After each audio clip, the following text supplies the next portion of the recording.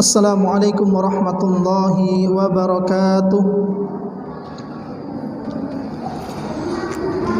Alhamdulillahilladzi hadana lihada wa ma kunna linahtadiya laula an hadanallah wa asyhadu an la ilaha illallah wahdahu la syarika lah wa asyhadu anna Muhammadan abduhu wa rasuluh.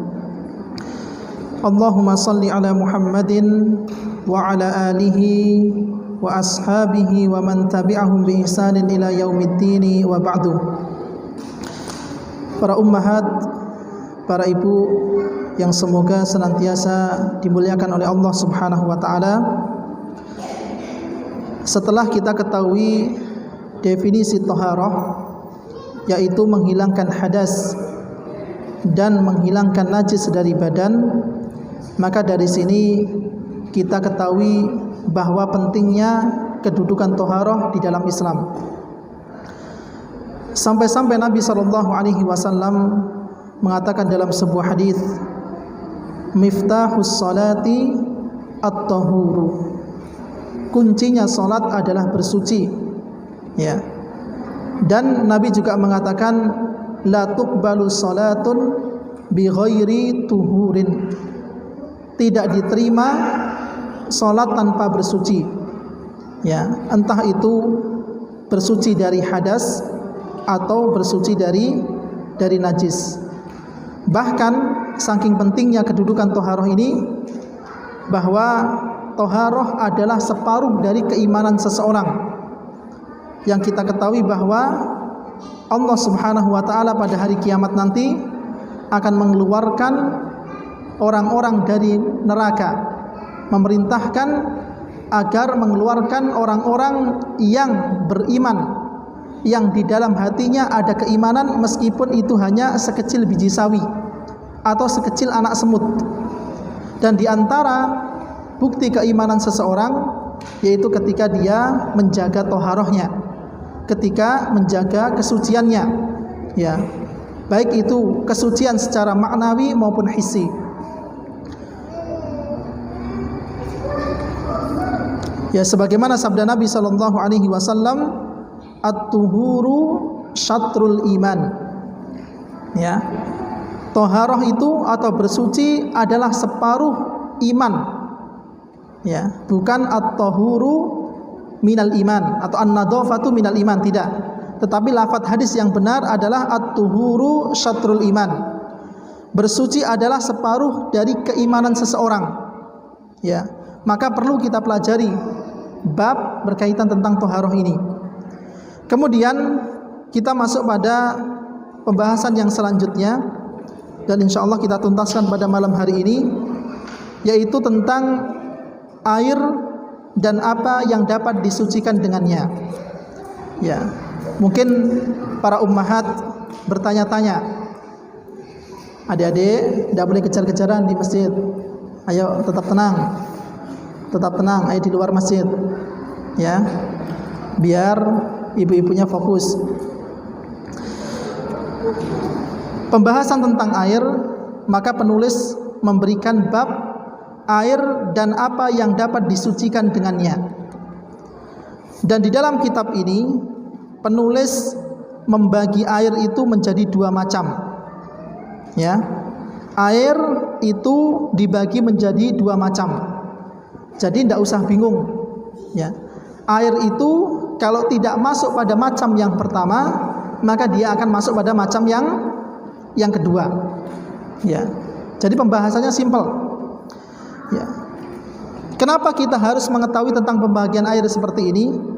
Karena memang air ini salah satu media yang digunakan seorang muslim atau muslimah untuk bersuci. Ya, dan pada umumnya orang itu bersuci dengan air. Ya, kecuali pada keadaan-keadaan yang memang menyulitkan untuk ditemukan air atau menyulitkan untuk menggunakan air, maka digantikan dengan debu. Adapun pada umumnya, pada kondisi normal, maka yang digunakan atau media yang digunakan untuk bersuci adalah air. Maka kita pun juga harus perhatian terhadap media yang kita gunakan untuk bersuci. Ya, Syekh Abu Malik Kamal bin Sayyid Salim dalam kitab ini membagi air itu menjadi dua jenis. Yang pertama adalah air suci, yang kedua adalah air najis. Artinya air itu kalau tidak suci ya najis. Ya, tidak ada air yang tengah-tengah, tidak ada. Ya, air itu kalau tidak suci ya najis. Ya meskipun nanti ada pembahasan, ada air yang suci tetapi tidak mensucikan. Ya. Maka kita masuk pada jenis air yang pertama adalah air suci. Apa yang dimaksud dengan air suci? Air yang tetap dalam kondisi awal penciptaannya. Ya. Jadi air itu tidak keluar dari sifat keasliannya. Ya. Yaitu semua air yang muncul dari tanah atau turun dari langit.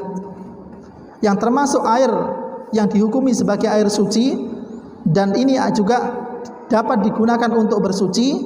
Maka air suci itu berasal dari dua macam tempat. Yang pertama adalah muncul dari tanah. Ya contohnya seperti apa? Air sungai, kemudian air sumur, begitu juga air laut. Ya. Maka ini semuanya masuk pada jenis air yang pertama dan dihukumi sebagai air yang suci. Atau yang turun dari langit, misalnya hujan atau salju atau es. Maka ini semuanya air suci yang berasal dari langit. Adapun tentang sucinya air yang turun dari langit, maka Allah Subhanahu wa taala berfirman dalam surat Al-Anfal ayat yang ke-11, wa yunazzilu 'alaikum minas sama'i ma'an liyutahhirakum bih. Kata Allah Subhanahu wa taala, dan Allah menurunkan kepadamu hujan dari langit yang fungsinya untuk mensucikan kamu dengan hujan itu. Ya, hujan itu ya di samping membawa berkah, ya bisa untuk mengairi sawah, bisa untuk minum hewan-hewan ternak. Maka salah satunya Allah turunkan air hujan itu untuk kita gunakan bersuci. Ya misalnya ada orang yang tinggal di sebuah daerah mengalami kekeringan. Ya, maka ketika saat hujan tidak mengapa. Dia tadahkan embernya atau mungkin tempat airnya, kemudian dia gunakan untuk mandi, dia gunakan untuk berwudu. Ya. Maka ketika air ini masih dalam sifat keasliannya atau kemutlakannya, maka dihukumi sebagai air yang suci. Ya. Adapun yang berkaitan dengan air yang keluar dari tanah dan diantaranya adalah air laut, ini sebagaimana yang disabdakan oleh Nabi SAW ketika ditanya tentang air laut. Air laut itu rasanya manis atau asam? Hah? Asin, ya. Kira-kira kalau ada air asin itu kita katakan air yang masih dalam sifat keasliannya atau tidak? Ya, tidak. Ya, karena pada umumnya air itu tidak terasa asin. Akan tetapi berdasarkan hadis Nabi SAW ini, meskipun air laut itu terasa asin, akan tetapi dialah sifat keasliannya. Ya, maka Nabi pun juga menggolongkan, ya para ulama menggolongkan bahwa air laut itu juga termasuk air suci. Ya, meskipun terasa asin. Ini berdasarkan sabda Nabi SAW ketika ditanya tentang air laut, huwa tahuru ma'uhu al-hillu maitatuhu. Air laut itu suci airnya, halal bangkainya. Ya, ini hikmah, ya. Hikmah kenapa bangkai yang ada di lautan itu suci. Halal, ya. Meskipun dia sudah bangkai tetapi dihalalkan untuk dikonsumsi. Dan salah satu nanti, ya, hal-hal yang dihukumi sebagai najis adalah bangkai. Akan tetapi dalam hadis ini maka bangkai yang ada di lautan itu suci. Ya, ini berdasarkan hadis yang dibawakan oleh Nabi SAW. Kemudian ini adalah air suci, yakni suci pada zatnya dan mensucikan yang lainnya. Inilah air yang dapat menghilangkan hadas dan melenyapkan atau menghilangkan najis. Maka jenis air yang pertama ini adalah air suci mensucikan. Dan air suci itu berasal dari dua tempat ini. Kalau dia tidak dari tanah atau permukaan bumi, maka dia berasal dari atas langit. Dan ini semuanya dihukumi sebagai air yang suci dan mensucikan. Kemudian apabila air yang suci itu tercampur oleh sesuatu yang suci, lalu mengubah sedikit sifatnya, maka ia termasuk tetap berada dalam kesuciannya. Ya, jadi ada air satu ember. Ya, kemudian karena dia ingin mandi dengan aroma yang harum, akhirnya dicampuri dengan daun bidara misalnya. Bahkan Nabi dalam sebuah hadis mengatakan bahwa ketika putrinya Zainab meninggal, itu menyuruh seorang sahabiah ya menjadikan air yang dicampuri bidara itu ya menjadi basuhan terakhir ya untuk mayat putrinya, yaitu bernama Zainab. Artinya kalau seandainya ada air yang suci kemudian tercampur dengan benda yang suci, seperti apa? Seperti misalnya sabun batang atau sabun mandi yang kita gunakan biasanya untuk mandi. Terus kemudian jatuh di sebuah ember. Ya. Kemudian karena tidak berlalu begitu lama, akhirnya sabun itu kita angkat. Sabun kan benda yang suci. Kemudian bercampur dengan air yang suci. Apabila tidak sampai merubah sifat keasliannya, artinya aromanya tetap seperti air, rasanya juga tetap seperti air, warnanya juga tetap seperti air, maka dia tetap dihukumi sebagai air yang suci dan mensucikan. Tetapi kalau seandainya ada air suci bercampur dengan benda yang suci, dan benda yang suci ini bisa merubah sifat keaslian air, artinya sampai merubah warnanya, sampai merubah aromanya, sampai merubah apalagi rasanya, maka ini dikatakan air tetap suci tetapi tidak dapat digunakan untuk bersuci. Misalnya air teh, atau mungkin air yang tercampur dengan tepung misalnya. Ini sebagaimana hadis yang ada di bawahnya. Ya, bahwasanya Rasulullah SAW mandi bersama Maimunah dari satu bejana pada sebuah baskom besar yang terdapat bekas tepung di dalamnya. Tepung itu benda yang suci atau najis? Suci. Kemudian Nabi menggunakan baskom bekas tepung itu untuk mandi. Ya, artinya air suci bercampur dengan tepung. Akan tetapi tepung itu tidak mendominasi. Artinya tidak sampai merubah sifat keaslian air. Maka ini pun juga bisa digunakan untuk bersuci. Kecuali kalau seandainya air suci bercampur dengan benda yang suci, dan benda suci ini mendominasi, artinya sampai merubah sifat keaslian air. Maka ini dikatakan dengan air suci, tetapi apa? Tidak bisa digunakan untuk bersuci. Ya, paham ya? Mudah insyaallah. Ya, ini contoh-contohnya disebutkan di bawahnya. Kemudian yang kedua adalah air najis. Apa yang dimaksud dengan air najis? Yaitu air yang bercampur dengan sesuatu yang najis sehingga berpengaruh pada salah satu dari sifat-sifatnya. Jadi kalau seandainya ada air yang bercampur dengan benda yang kita hukumi atau yang dihukumi syariat sebagai benda yang najis, kemudian sampai mendominasi, ya misalnya ada bangkai, misalnya qadarullah tadi malam ketika sebelum tidur ibu-ibu tidak menutup minyak gorengnya misalnya, kemudian ternyata rumahnya banyak tikus, ya ada tikus yang kesetrum, kemudian habis itu ya masuk ke minyak gorengnya. Minyak goreng ini kan suci, ya meskipun tidak bisa digunakan untuk bersuci. Atau mungkin air yang ada di dalam kamar mandi kita terjatuhi bangkai tikus misalnya. Kemudian karena kita tidak tahu, semalaman akhirnya terendam di air yang ada di dalam timba tersebut. Setelah kita angkat bangkainya, ya ternyata airnya pun juga ikut seperti bau bangkai yang kita bersihkan tadi. Maka air seperti ini kita hukumi sebagai air yang apa? Air yang najis. Ya, sebagai air yang najis. Ya, baik. Ada sedikit tambahan yang berkaitan tentang masalah air ini. Di kalangan kita atau di kalangan madhab Syafi'iyah ada yang dikenal sebagai air musta'mal. Ya, ini orang-orang dari madhab Syafi'iyah ya, yang kebanyakan orang Indonesia bermadhab kepadanya, ada yang dinamakan dengan air musta'mal, air yang terpakai kalau secara bahasa. Apa yang dimaksud dengan air musta'mal? Air musta'mal adalah air yang suci, yang tercampur dengan benda yang suci, ya, dan benda yang suci tersebut sampai menghilangkan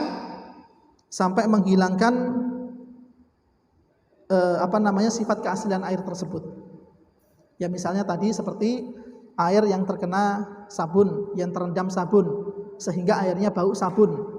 Maka di kalangan mazhab Syafi'iyah ini dinamakan dengan air musta'mal. Air suci tetapi tidak bisa digunakan untuk bersuci. Ya. Adapun kalau seandainya ada air suci bercampur dengan benda suci dan dia tidak mendominasi, ya, maka ini pun tetap dikatakan air suci dan mensucikan. Adapun air musta'mal tadi adalah air suci tetapi tidak bisa digunakan untuk bersuci. Ya, satu lagi ada istilah namanya air musyammas. Apa yang dimaksud dengan air musyammas? Air yang dipanaskan di bawah terik matahari. Ya. Jadi misalnya ada sebagian kaum muslimin yang mempunyai hewan ternak. Biasanya hewan itu kalau seandainya diminumi air yang agak hangat itu agak suka.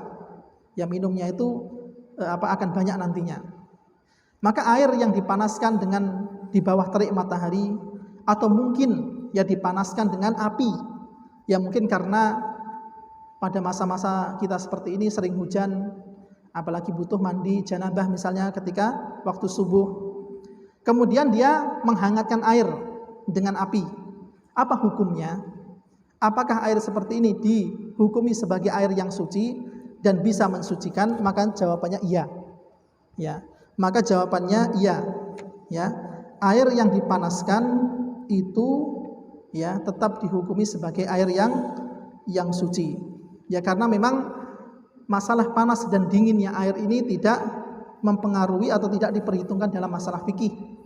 Misalnya air yang ada di dalam kulkas kan dingin, ya. Apakah ini dikatakan merubah sifatnya atau merubah warna, rasa dan aromanya? Maka jawabannya tidak. Ya, maka jawabannya tidak. Ya, jawabannya tidak. Karena panas dan dinginnya air ini tidak diperhitungkan dalam masalah fikih. Ya, bahkan teringat salah satu kisah ya dari Al-Imam Ibnul Jauzi rahimahullahu taala. Beliau adalah salah seorang ulama yang mempunyai beberapa karangan kitab. Ya, di antaranya adalah kitab Sayyidul Khatir atau kitab yang ditulis untuk permasalahan wanita, ya, Ahkamun Nisa. Beliau sempat berwasiat ya sebelum beliau meninggal agar beliau ini nanti ketika sudah wafat jenazahnya itu dipanaskan dengan rautan pensil yang digunakan untuk menulis kitab-kitabnya. Ya, jadi Ibnul Jauzi berpesan bahwa nanti ketika dia sudah meninggal maka dia berpesan agar mayatnya nanti dimandikan dengan air panas yang dipanaskan dengan rautan pensil yang dia gunakan untuk menulis kitab. Luar biasa. Ya, ini seorang ulama besar ya Ibnul Jauzi rahimahullahu taala. Jadi intinya panas dan dinginnya air ini tidak mempengaruhi atau tidak dipermasalahkan dalam masalah fikih ya. Wallahu taala alam. Ya, pada malam hari ini kita cukupkan sampai di sini. Ya, karena santri kita ada ujian besok. Jadi perlu kita sediakan tempat untuk belajar. Ya, insyaallah ya pelan-pelan kita telateni, kita tulis faedahnya satu persatu ya. Dan mudah-mudahan dengan kajian kitab semacam ini ya para muslimah, para ummahat bisa mendapatkan pembahasan yang runut, pembahasan yang bertahap, dan ini menjadi bekal kita nanti dalam beribadah. Ya. Jadi usahakan ya kajian itu yang pembahasannya runut. Ya, meskipun tidak nyantri, meskipun tidak mondok, ya tidak menafikan bahwa seorang muslimah pun juga harus mengetahui permasalahan fikih. Apalagi permasalahan toharoh yang ini ya sangat berpengaruh sekali terhadap keabsahan ya ibadah seseorang.